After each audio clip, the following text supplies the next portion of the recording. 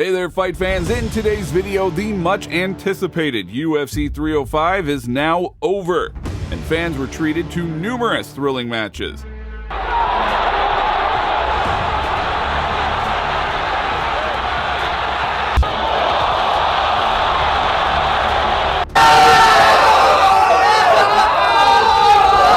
Oh my God! Oh my God! Oh my God! Wow! Dricus Du Plessis submits Israel Adesanya!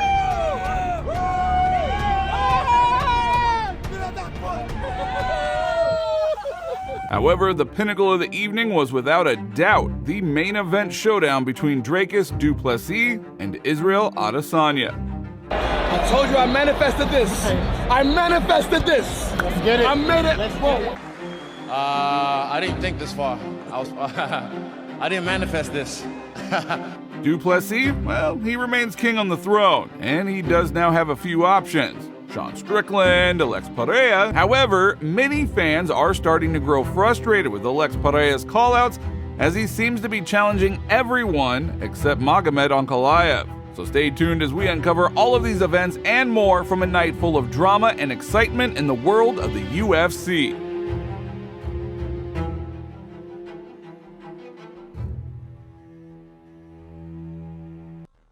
Now, as expected, the fight between Israel Adesanya versus Dricus Du Plessis did not disappoint.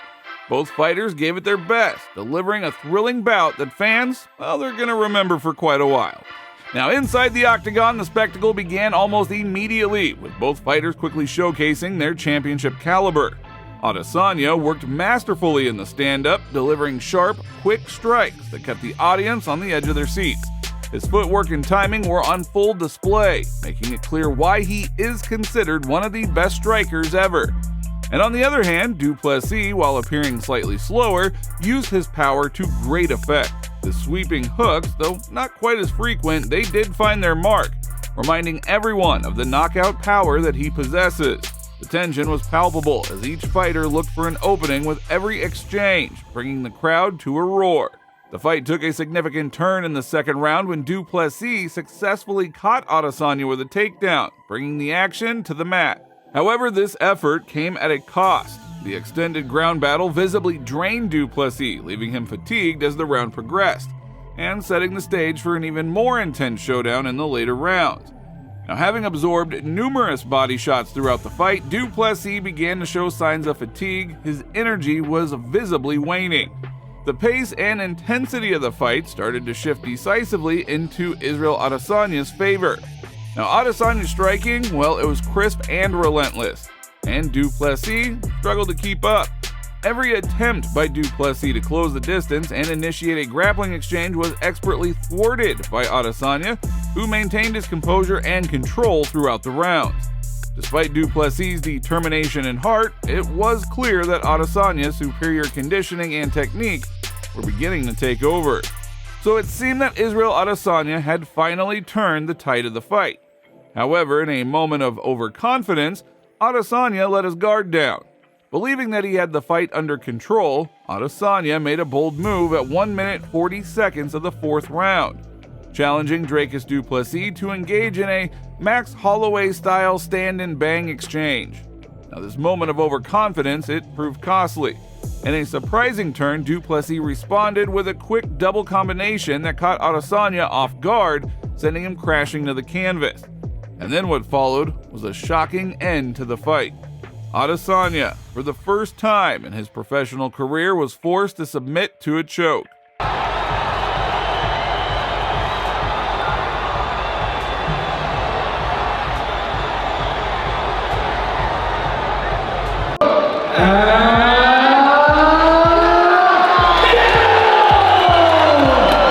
Well, I don't know what to say right now.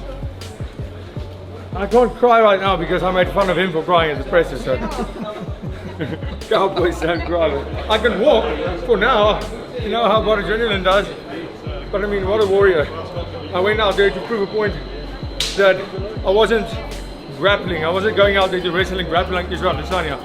I wanted to fight him as an MMA fighter, get the takedowns, but also show that I can strike with the best in the world, and here we are. To have all of you here You know, when I walked out there tonight, it was the first time in my life I cried while walking out. I had these had tears. And I gave Easy a lot of shit for crying at the presses. That national anthem played. Respect, brother. Thank you. I know, yes. I appreciate that. Respect. It was a gift from the campaign and South African campaign. I did like it when I saw you wear it, though. So I was probably this is I think I slipped and I made a silly mistake. Yeah, you did slip. I felt good, man. I am, but don't worry, I'll get him back. Still made history, never lost 2 in a row, so I'm like, all right, we'll get him back.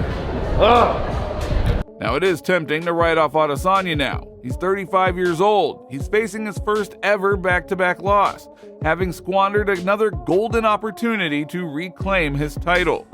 So critics, well, they may argue that his best days are behind him and that he might never return to the peak form that he displayed just a few years ago. But dismissing Adesanya, well, that would be a mistake. His fighting spirit is exactly why fans love Izzy. He's still and combined with a charismatic presence that very few can match. So there is titles again at light heavyweight. And despite this setback, Adesanya, he's still going to be a top fighter and a UFC superstar for years to come. Israel. Well, that means that Du Plessis remains on the middleweight throne, and he now has several options. Sean Strickland, well, he's eager for a rematch with Du Plessis. It's time for war, Dutchman, Strickland posted on social media. I think we see him fight the winner of Hamzat and Robert Whitaker. I know Dana White went out there and said the winner of this fight is gonna fight Sean Strickland. I don't know if I want to see that fight. I think Sean Strickland could do something else because when he fought Acosta, I didn't think it was a very exciting fight. Now we hear on the flip side we have Alex Pereira. Additionally, Alex Pereira acknowledged Dricus Du Plessis' successful performance and expressed his willingness to return to his former division for a bout with Du Plessis. I will drop to middleweight one more time, Alex declared on social media, accompanied by a photo. But many fans are increasingly frustrated with Alex's callouts, as he seems to be challenging everyone except this has led to some widespread speculation that the UFC is intentionally steering Alex away from a dangerous opponent who could potentially end his reign. Ankalaev, who is known for his well-rounded skills and formidable ground game, poses a significant threat to Alex. And critics argue that Alex is being given stylistically favorable matchups. Opponents who are more likely to stand and trade with him, where he does excel and can deliver spectacular knockouts.